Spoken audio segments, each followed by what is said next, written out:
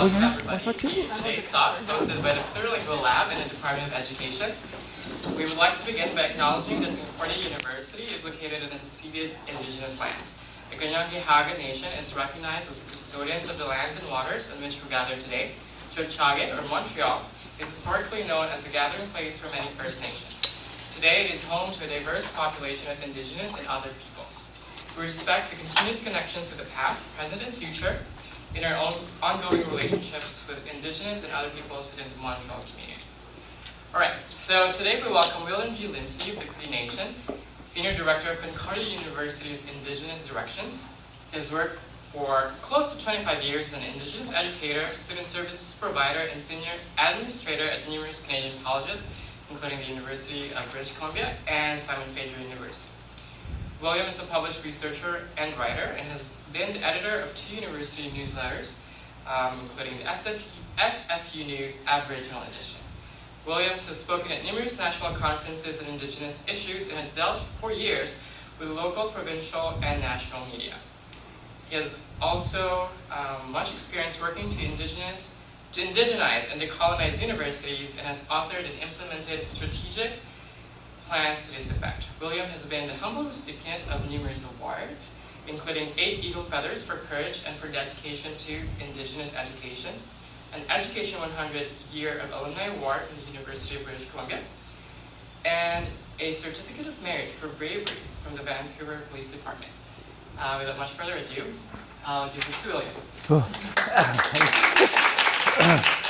Sorry, I hate those long bios, but they asked for a bio. Okay, here you go. I'm really quite a humble, happy guy, so don't let all those words fool you. Thanks for coming today, everybody. We did do the territorial acknowledgement. Thank you very much for doing that. So that's the first 2 Mohawk words I learned here was Ganyankehaga and Jiotjage. It is on the, how to pronounce those words is on the Concordia website on the Indigenous Directions Leadership Group portal. So if you want to learn how to say it to the T, it takes a little bit of practice, but you'll get it. So, that was my bio. I guess I've worked at 3 large universities now, 2 out west and 1 here, working at indigenizing universities. And out west, they were quite progressive, actually. Like, they were doing this 25 years ago when I was just an undergrad at UBC. They were kind of the first in the west, and then I ended up working at SFU for 10 years, and that's where we kind of almost caught up to SFU, and now Concordia. We're here to do the same work, and I'm very excited and very confident that the work in this area is going to go forward here in a very good way. In fact, Concordia this year, because of the release of the Indigenous Directions Action Plan and the work that's going on, is getting a reputation right now, a good reputation here in Quebec and even as far west as my old home, Vancouver. I hear from old colleagues saying, hey, we hear these good things happening at Concordia. So that's a good thing when your university is actually known for good news on the Indigenous file, because that's not always the case, unfortunately. So today, I'm going to be presenting at this, the CJEPs. You guys know what the CJEPs are here in Quebec? I had to learn about that when I got here. I was asked to speak at this little conference next week, and I thought there was going to maybe 50 people, and now there's like 400 people signed up. Which is good. So the CJEPs are very interested in the work of indigenization as well. So I found there was an overlap between what I was asked to present there and what I was asked to talk about here today. So I kind of weave a lot of different topics through here.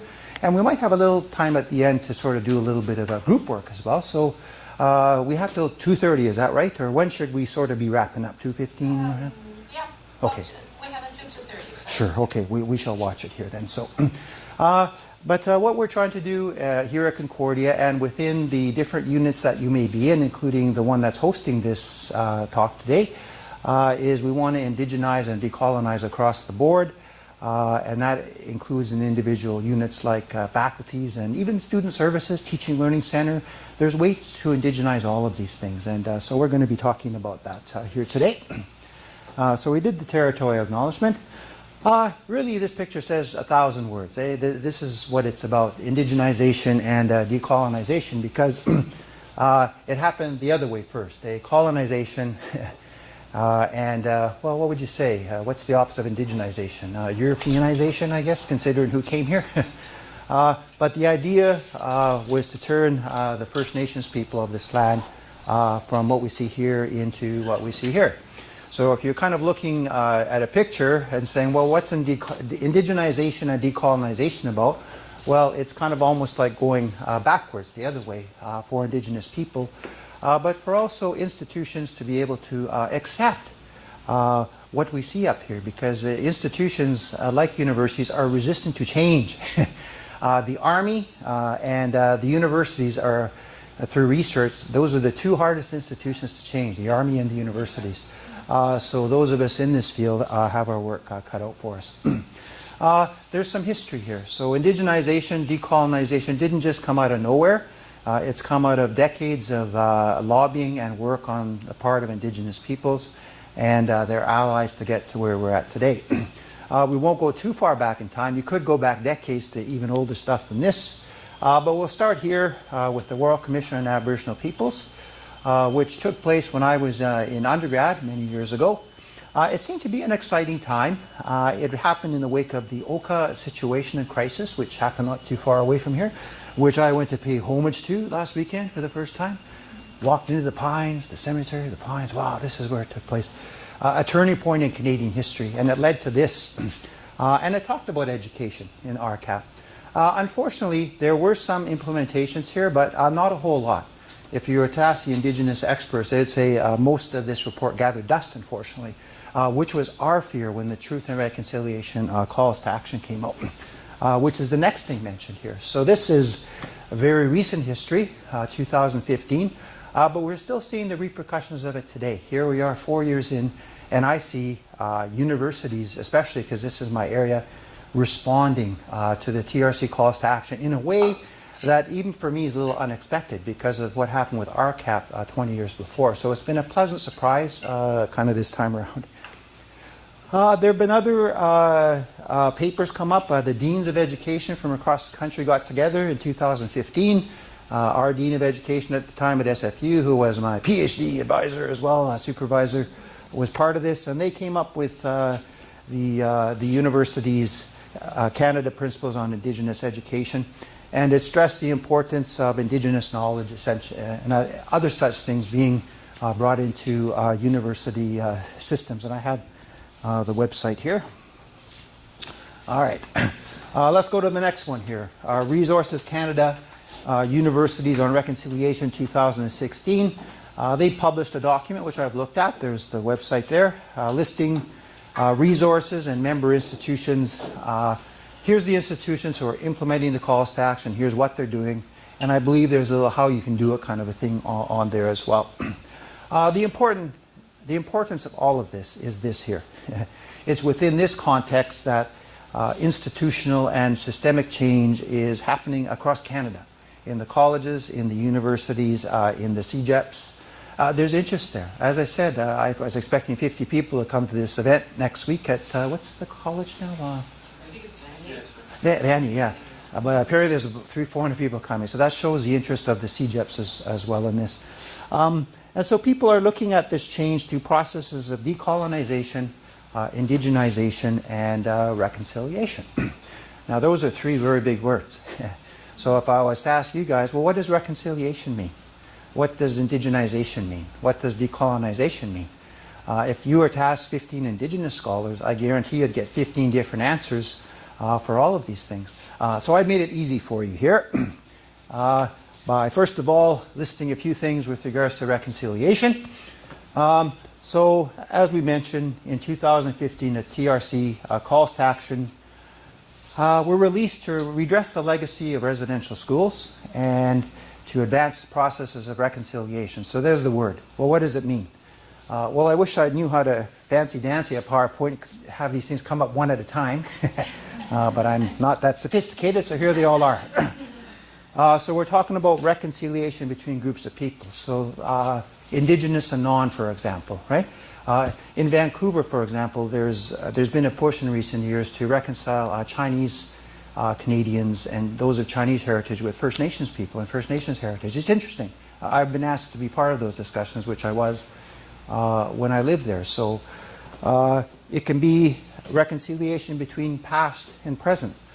So for example, it's forced me to confront my traumatic childhood growing up at totally traumatic childhood, which I'll get to examples of what I mean by that shortly.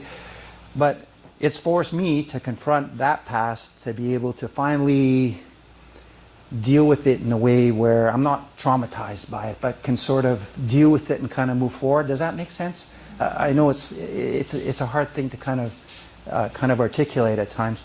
It can mean reconciliation in families. How has colonization destroyed and caused dysfunction in families?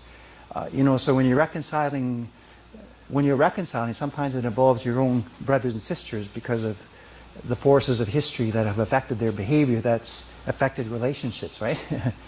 There's reconciliation in the inner self. So as I said, rather than me just bury stuff as a First Nations person in this country, I'm confronting it, and it's been painful at times.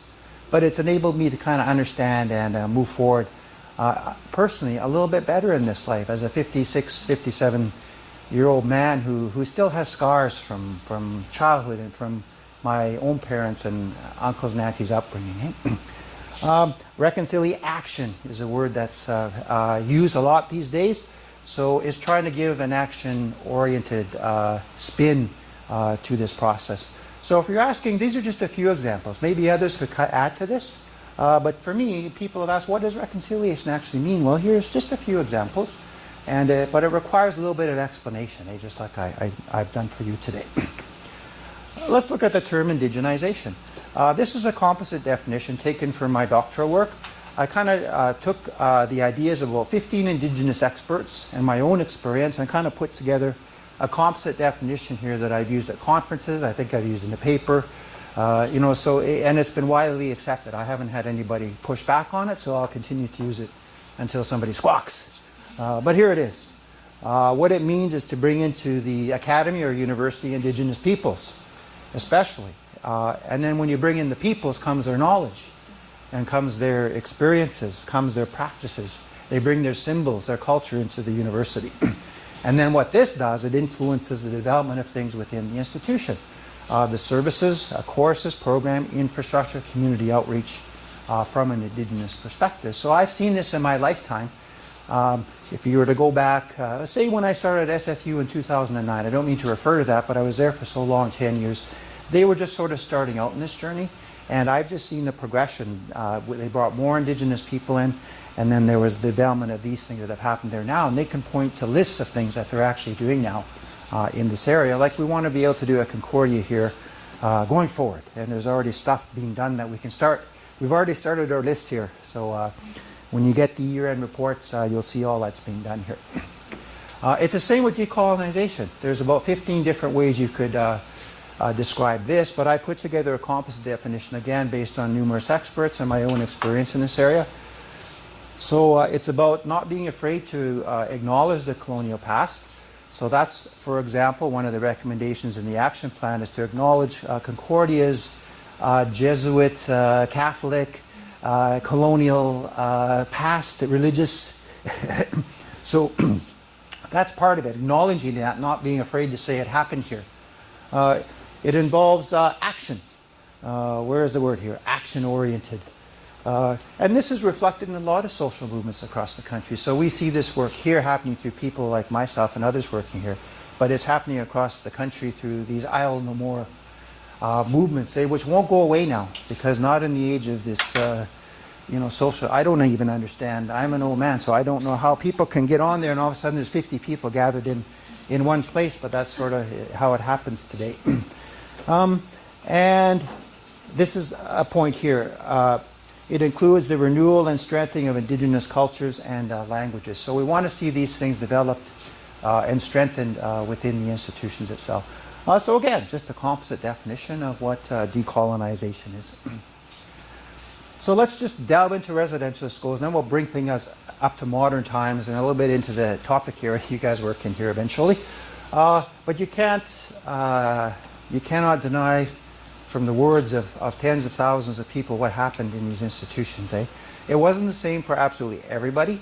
My auntie, for one, had a good experience in residential school, and she said that. She was honest, but 99% of people did not. And they faced these kinds of things. These were the kinds of things that residential schools foisted upon the Indigenous peoples of this country for over 150 years. All of these different things here. And this point here, generations of dysfunction were created that were then passed on.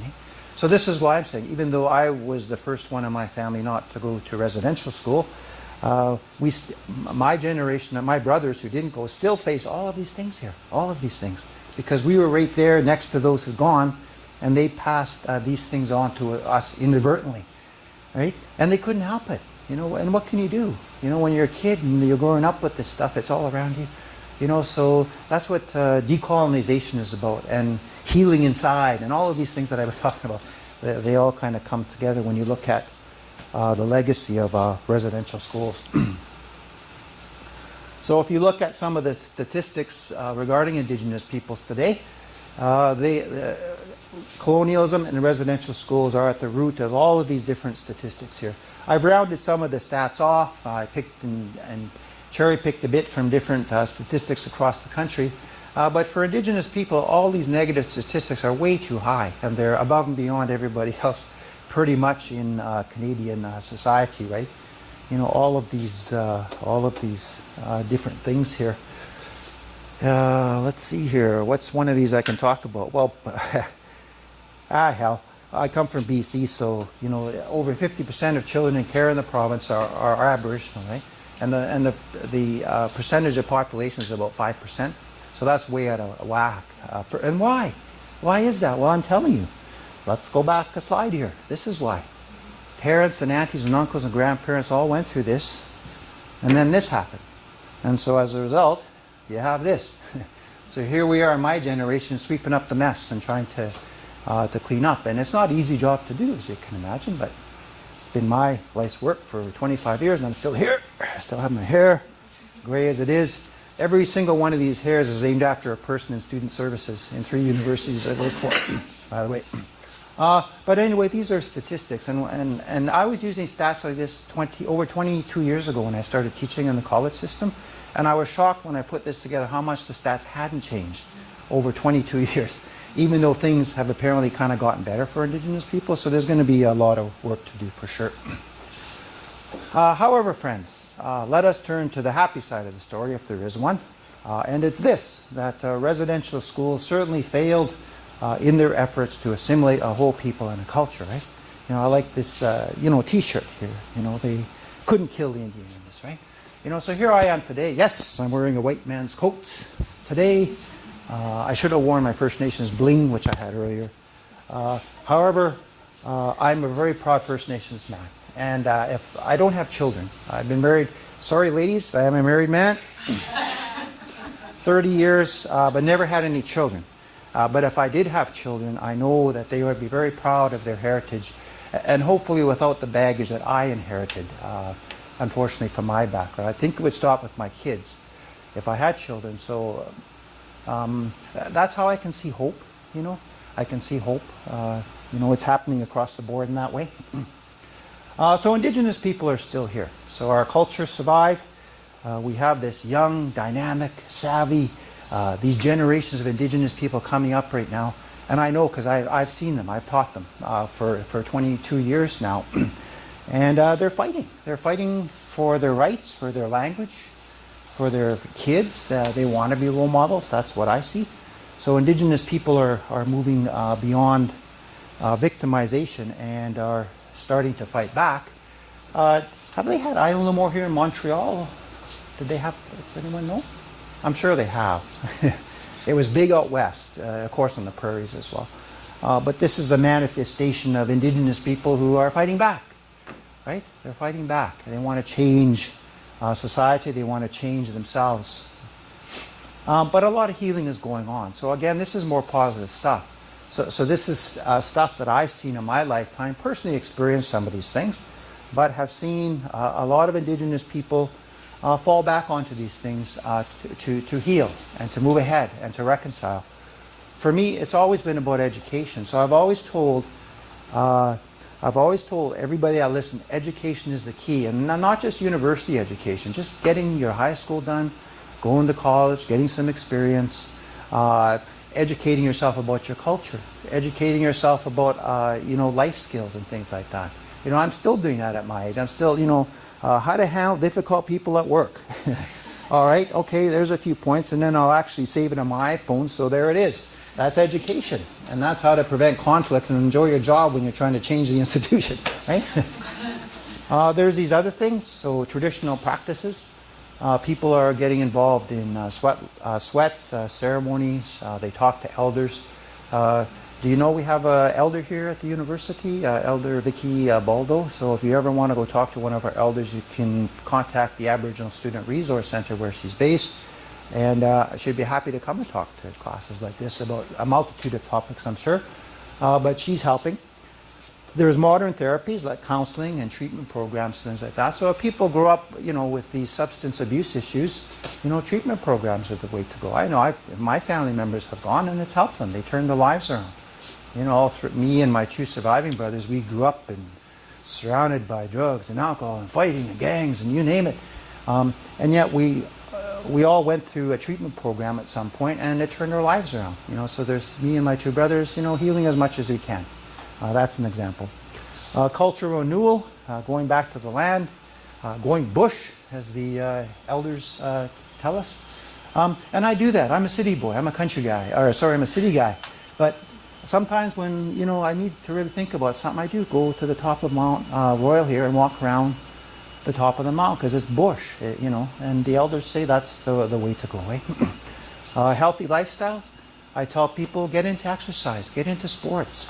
That is one of the coping positive things you can do in this life. Get involved in a sport. Me, it was track and field, wrestling, football, hockey for years.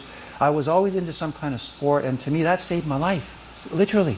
So I tell people, sports, exercise, reading. Those are the things that can take you to different places you didn't realize. Healthy lifestyles, of course, diet, clean living. And of course, time is going to be the great healer, right? At some point down the road, the last residential school attendee will pass away, and there will no longer be anybody left. So what's our society going to look like then? I think it'll be better than where we're at now. I sincerely feel that way, although there's a lot of work to do. The Truth and Reconciliation Commissioner, Marie Wilson, one of the commissioners, we had her at SFU when she was commissioner of the TRC and gave a presentation.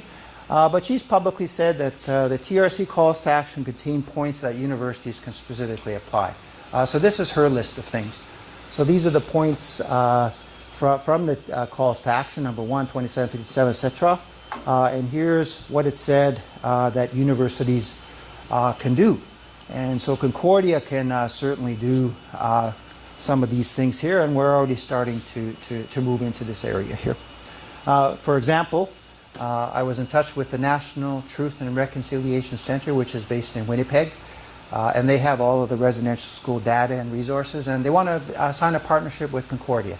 So we're talking about that, get the library involved, and we have a place for students to go in and do research with direct access to the TRC archives and photographs and all kinds of things. So Concordia is working in this area already, as well as in a few of these other areas here.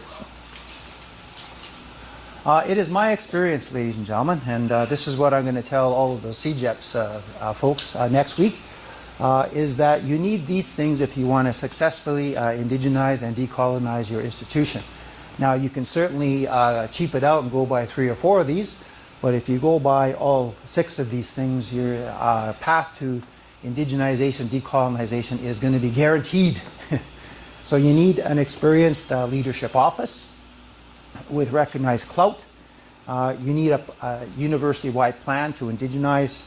You need ways to report progress. You need an Indigenous leadership group, an appropriate support team in place, and our allies, and a willing segment of the university to work with. I put a check mark beside these things because these things Concordia is doing right now. And this list was mine, and I was using it before I came to Concordia, so I just said, okay, is Concordia doing this, that? Okay, all right, so they got all 6 things covered.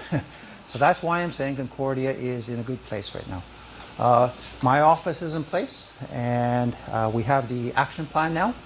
I'm going to be reporting on progress through annual reports. every year. We have the Indigenous Directions Leadership Group. We have Indigenous people working here at the university in different places. And it seems like Concordia is willing right now to take on this task. What's the percentage of the university? I am not sure. I was at SFU for so long I could give exact percentages to who's willing and who's not. 60% willing, 30% apathetic, 10% opposed. That was SFU. Concordia I can't say. I haven't been here that long. So what can individual faculties and units do? So here's where you get into the nuts and bolts. So say like you might have an English department or faculty of engineering and computer science here. So here's what you need to do if you really are serious about indigenizing and decolonizing your faculties or units. So you need to hire Indigenous faculty members. That seems pretty obvious, and that's a push across the country happening right now. But the second one is not so known, and this is my big sell here at Concordia, is just don't think about hiring Indigenous faculty. Think about hiring Indigenous staff and administrators who can do the administrative work within a faculty that then the faculty member doesn't have to do. Because as soon as you're the lone Indigenous person in the faculty, guess what happens? You get trampled to death, and I've seen it happen so many times. So I'm saying if you're going to look at hiring, say, 3 Indigenous faculty, look at hiring an administrator as well, and they can handle all of the other indigenization endeavors that are non-faculty, that is the teachers, specific in that particular area. Get elders involved. So do you have an elder that's associated with the faculty? Well, out west at SFU, that's what was happening.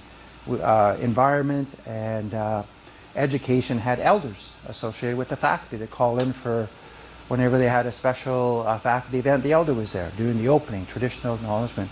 They would sit on the Indigenous Steering Committee if the faculty had one. So that's another way. Acknowledge the traditional territory, which is being done here at Concordia now. I noticed, like today, for example. Started an Indigenous Advisory Council. I met with grad studies and I suggested that, and they're getting right on it. I'm really shocked. I met with them last week, and I heard from a colleague today they're already recruiting for their Indigenous Council they want to establish in graduate studies. So that's quick movement there. Indigenizing curriculum and programs, and welcoming Indigenous-oriented workshops for staff and faculty. So out west, we're in the habit of offering a variety of cultural sensitivity and Aboriginal awareness type workshops to introduce people to the Aboriginal Indigenous peoples of Canada.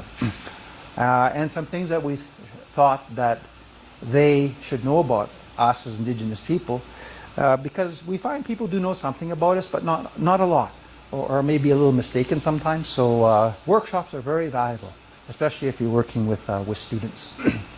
So just to continue on, can you indigenize your physical spaces in the faculty? The universities out west, for example, there's the Indigenous art and cultural manifestations everywhere around the university. I'm new here at Concordia, but I've yet to see one piece of art up on the wall that's Indigenous here, aside from my office. So my office is more Indigenous art in there than I've seen around the whole university so far. So yes, you need to do that. If your faculty has say 100 Indigenous students or more, maybe 200, can you create an Indigenous gathering space there for them, a place where they feel comfortable? You want to keep track of your Indigenous student numbers and report on Indigenous initiatives in your area. Create your own specific Indigenous recruitment materials and become a faculty leader or example in this area. So these 2 pages, PowerPoint pages of information here, people say, well, boy, that's a lot. But I say, when I was at SFU, the Faculty of Education implemented all of these things on both these lists, and they did it within 5 years. Why? They made a commitment to it. They hired an administrator that was Indigenous to lead this work. They established a Faculty Indigenous Advisory Council, and then they followed through and did all of the things you see up here. So I'm telling faculties, you can do it. Here's a list, a roadmap. It's here. You don't have to reinvent the wheel. So as I'm going around talking to the faculties here, they seem pretty excited about it. And I can see in their eyes, okay. And I can hear in their voices, yes. So that's a good thing. So here we get into the nuts and bolts about what you personally can do in the room here, ladies and gentlemen. So what can you do with regards to indigenization, decolonization, and reconciliation? Well, get educated about Indigenous peoples in this country. The good things about us, our differences. We're all different. We are. I'm finding East Coast for Indigenous peoples are way different from West Coast. I'm learning things coming here. Our strengths, our sense of humor, our love for animals, our love for extended family. I know any Indigenous person that would see this list will go, yep, because all of these things are strengths of the Indigenous culture. Don't believe the myths and stereotypes. So I even hate to put these words up here, but these are words I've grown up with and I've heard all my life. Broken people, drunks, lazy, get everything for free, don't pay taxes, a bunch of horseshit. Really, it is. In other workshops, I go into some of the stereotypes and mythologies. Who thinks here we don't pay taxes? Half the hands go up. By the end of the workshop, they go, who thinks here we don't pay taxes? Everybody's hands are down. I'm a status Indian of Canada. I paid taxes my whole life except for a short period of time when I was living on the reserve, getting paid on reserve. That was the only time that I didn't pay taxes in my life. Have some compassion. A lot of these issues are plaguing Indigenous society, not just Indigenous society. I see who's out there on the streets. I do. But I always give guys, even the guys who have, they're on the streets, I always, in the morning, go walk by, give them a little eye, and they appreciate it. They do, because they're people, and they've been kicked around and trampled on, and, a guy walking by just saying, I acknowledge you, I see you. And if you're Indigenous, we know, cousin, brother, like that, So have a little bit of compassion and understanding for people who are on the street, Indigenous or not, Learn about Indigenous people through these different courses. There's Indigenous language courses you can take. I think there's Inuktitut, Anishinaabe, what else is offered here? It might be Mohawk. I'm not sure. Apologies, I'm still learning what's offered around the university. I could tell you what Indigenous languages are offered out west, but here I'm still learning, but I know there's some. So take a language course. Try it. It opens up a whole other world to you, and see Indigenous films, read Indigenous books. There's some really excellent Indigenous films out there, and I don't mean just the Canadian ones, but the themes of colonization are in the movies of Australia, New Zealand, South America, Mexico. And you'll see Indigenous people that are going through the same things as we do here. Get interested in these films. Who's heard of A Hunt for the Wilder People from New Zealand? Anybody heard of that? Watch that movie, Hunt for the Wilder People from New Zealand, starring Sam Neill and this little chubby Maori kid who looked like me when I was his age and acted much like him as well. So Google that one, Hunt for the Wilder People, and that's the best Indigenous film I've seen over the last probably 5 years. There's one showing at Forum right now, The Grizzlies, I think it's called. It's not a family, just be careful, because I saw it the first day it came out. Oh, happy sports and Inuit. Holy shit, the next day I was still, because it doesn't shy away from decolonization, which is looking harshly. It talks about Inuit suicide, and that was harsh to me, because I have served on suicide prevention committees, and I remember at UBC we were literally racing the car, 3 of us triple the speed down the highway because we were worried about a student off campus who we were afraid was going to hang themselves. Like, we were literally proactive. And so this film, just touched me personally, but go see it. It's a good, story, and I took my wife and I said, that's how we grew up. So when you see the show, if you do, and you remember William's words, that's how William grew up, around that kind of stuff, right? So, isn't it? The Grizzlies. Yeah, it's showing at the Forum Theatre right now. So it's a good show, but it's a true story, but it is pretty. It can be rough there. So just to let you know. All right. So there's some things you can individually do. Here's a few more things. Read the residential school of Poly. It's on one sheet of paper, official government with the stamp and everything. It doesn't take you long. The TRC calls to action. Get educated about residential schools. If you're an educator, think about indigenizing your curriculum. Do you want some help with that? Well, we have people here to help. I've done it for 25 years, indigenize my curriculum. Donna Goodleaf, who works in the Teaching Learning Center, she's been doing it for years as well. So if you're a teacher and want to know how to indigenize curriculum, come and talk to people who've actually done it. I've indigenized English, sociology, business, Canadian history, American history. I've indigenized different courses that traditionally didn't have indigenization as part of it, right? Get to know Aboriginal people. Visit them, volunteer, ask questions, but especially be, respectful, around Indigenous peoples. I have people come say, you want to go have coffee and just talk? Sure. And it's other staff usually. I'm up on the big shot floor of the Provo's. They're a real serious bunch up there. I come in with my joke of the day and try to pick them up a little bit. But anyhow, I'm up there if you want to come and have a coffee and talk about some of this stuff. So participate in some of these community events. There's residential school events that come up sometimes. National Indigenous Peoples Day on June 21st. I understand in Cabot Square on that day they have a National Aboriginal or Indigenous Peoples Day event happen there on June 21st. There's Orange Shirt Day, September 30th. Anybody here know what Orange Shirt Day is about? Yeah. If not, Google it. You'll see. It's becoming something that's going to become more well known in the country. Local cultural events and activities. There's First Voices Week here at Concordia in February. It's a week-long series of Indigenous-oriented events. So how many of you came out? Don't put up your hand. I don't want to embarrass anybody. But how many of you came out to one of those First Voices Week events through that whole week? It was fantastic. And we got 2 articles on the CBC News website about those events. So next year, give it a try. And speak up when improper or wrong things are said. That's where I feel proud as an educator is when someone that I've taught about, well, Indians don't pay taxes, that's a lie, then they can explain that later on to their friends and relatives. And I've heard of that happening. So that's what we want to do is be, okay, well, that's not exactly true. So be careful. Don't go in there swinging if somebody says something wrong. Just, hey, that's not right, hey, So let's look at Concordia right now. Concordia's Indigenous Directions Action Plan was just released publicly last month, I think, or 2 months ago now. And there are 6 key mandate areas we're looking at with regards to the plan to indigenize and decolonize Concordia University to the best of our ability.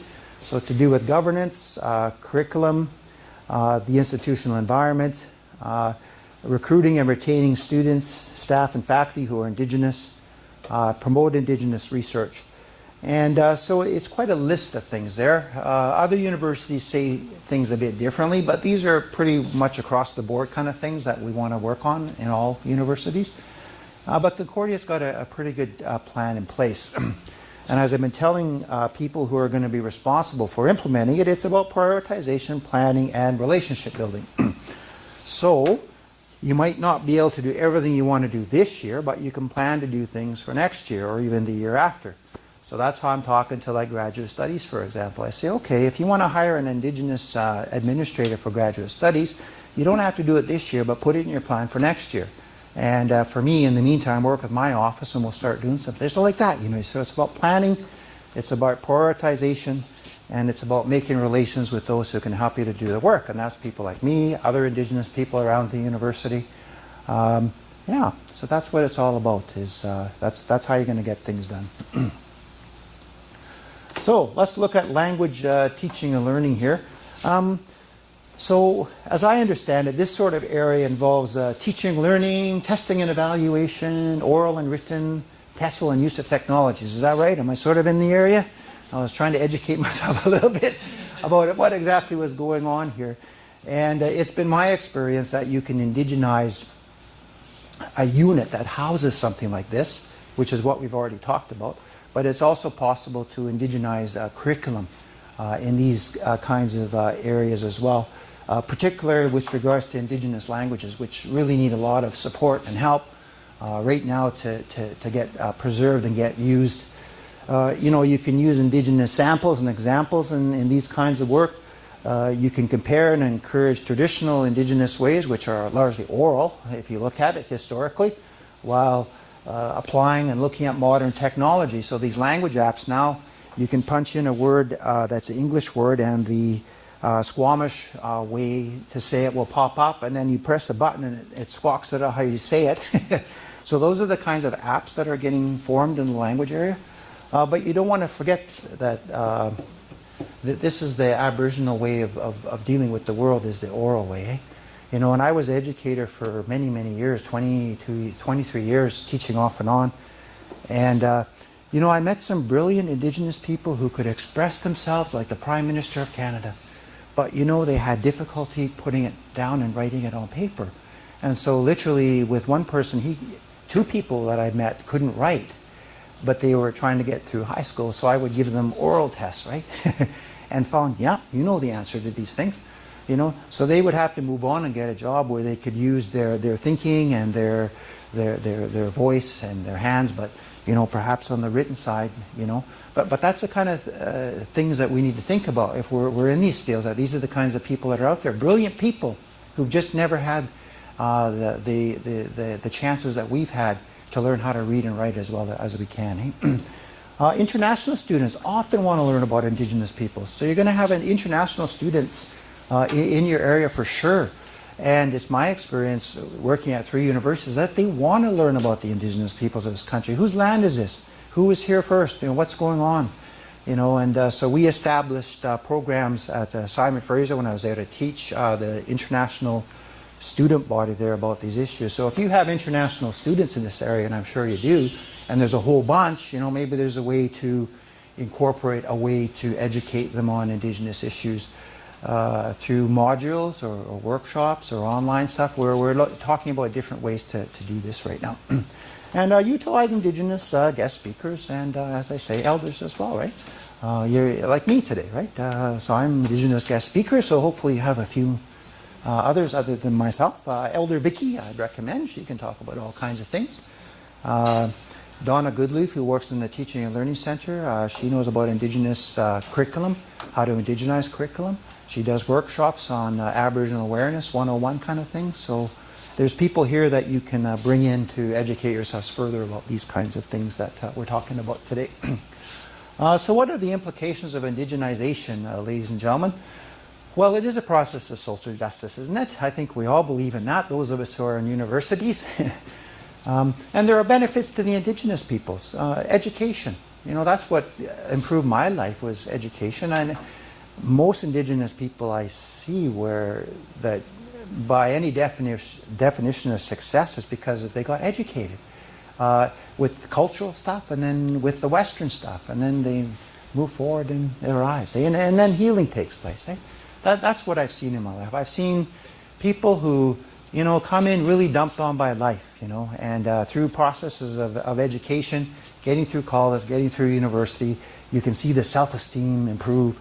And then the healing takes place, eh? Because then they don't feel like they're getting kicked around anymore. I know exactly what I'm talking about here, believe me. Benefits to the institution. You know, do you want your institution to be reflective of Canadian society? Or do you want them all to be a bunch of old white guys all the time, teaching in universities, and guys, men in suits sitting in all the classes? Look at who's here today.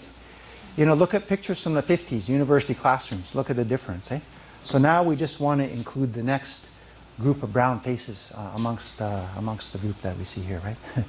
And it can change a university. So I see in Concordia these sayings, a next generation university, innovation, all of these grand sounding words. But what does it mean when it comes to action? Remember, decolonization is action oriented. So you know, this will benefit Concordia because then you're putting your money where your mouth is, your action where your words are, right? So. And then indigenization, decolonization, it's safe for everybody. It's middle ground. It's not tearing down the institution, burning down the house. It's not leaving it be, that's for sure. But you try to do something, you change it, eh? You renovate it. You renovate your house, you make it better, right? That's what we want to do with universities as well. Just a few ancillary points here. Consultation information sessions regarding all of this have been taking place across Concordia with these different groups here leading up to the public launch. So the information you're getting today, these different groups have gotten variations of it. And it's new to them too.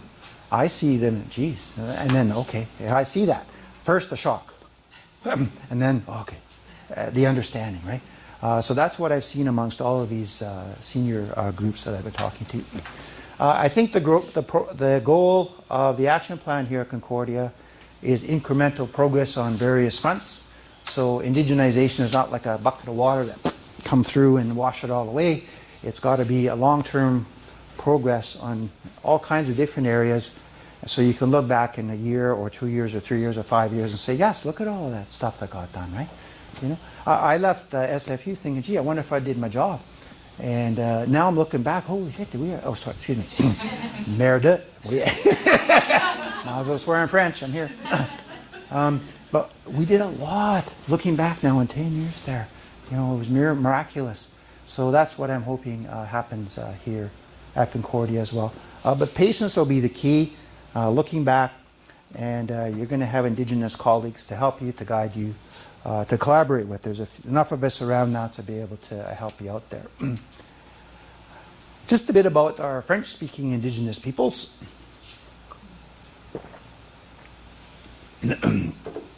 It's been brought to my attention that there are French-speaking people in Quebec, including, to me, this is a surprise amongst the Indigenous people. I thought Indigenous people all spoke their traditional language or English, maybe French because they're in Quebec, and I found out, no, there's a whole vast group of Indigenous people here in this province who French is their first language. Hence, these promises here. So we intend to work with a diversity of Quebec French-speaking Indigenous organizations. We're hiring people who are bilingual, that are Indigenous, to help us with that aspect, that field as well. We're translating our Indigenous documents into French and English. So that includes these documents here, including the action plan. So it's in English now, but it'll be in French soon enough. Same with the Elders Protocol document. That'll be in French pretty soon as well. And posted online. And we're also talking with the CJEPs to assist them, because it's come up in meetings. They say our French-speaking Indigenous students from the north have a difficult time here in Montreal the first year when they come. And it's language, it's culture, it's new, it's city. But language is one of the issues, so we're looking at ways to work with the CJEPs to try to make the transition for French-speaking Indigenous peoples a little bit easier. All right, so to quote Jacques Quillen-Ottman, a researcher, Indigenous educator, and she actually has my counterpart position at the University of Saskatoon or Regina, one of those two, I forget. But this is her quote. So Indigenized Academy understands the value of Indigenous knowledges and the richness and depth that these perspectives can bring into the constitution of an organization. So a very positive sign, but it's true, isn't it? You know, it's true, isn't it? All right, brainstorming exercise time. We might have about half an hour. So I was going to do this with the CJEPs, the group, a big group of people. But why don't we just give it a little shot here today and just give you a little test here. Now you've seen my presentation. Maybe you're writing things down, maybe not. Now I'm going to surprise you by saying, let's see what you remember. So the question is regarding indigenization, decolonization. What do I need most at my institution or in my unit, and why? So I was going to ask the CJEPs to brainstorm a list of 10 items in their group, decide on the top 3 based on real life situations, and then present your choices. So might a way to do this be to just divide the room in half and come up with, yes, madam, what would you suggest? I would suggest just finalizing this portion so that I can turn off the camera. Oh, sure, okay. So that our answers are not recorded. Would Okay. you be okay with that? Sure, sure, Yeah? okay. So thank you. The end. So Alonzi.